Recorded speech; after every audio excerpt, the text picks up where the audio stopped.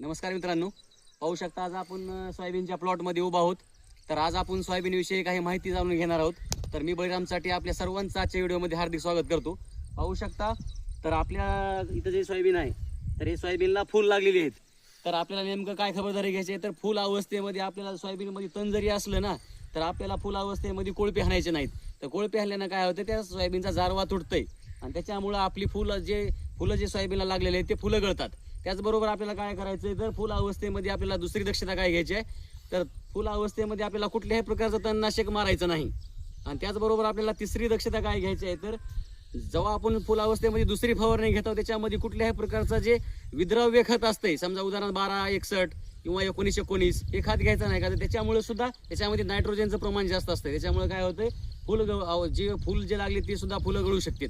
त्याच्यामुळे आपल्याला काय करायचं, फुल अवस्थेमध्ये जी दुसरी फवारणी आहे त्याच्यामध्ये आपल्याला एक कीटकनाशक घ्यायचं, एक बुरशीनाशक घ्यायचं. का तर बुरशी जर लागली तरी पण फुलं गळतात, त्याच्यासाठी आपल्याला बुरशीनाशक एक औषध घ्यायचं त्याच्यामध्ये, आणि एक आपल्याला कुठल्याही प्रकारचं एक छान असं टॉनिक घ्यायचंय. तर आपण अशा प्रकारे आपण दुसरी फवारणीचं नियोजन लावू शकता. आणि सोयाबीनची दक्षता घेणं गरजेचं आहे आणि चांगल्या प्रकारे चांगल्या कंपनीचेच ब्रँडेड औषधं वापरा. धन्यवाद.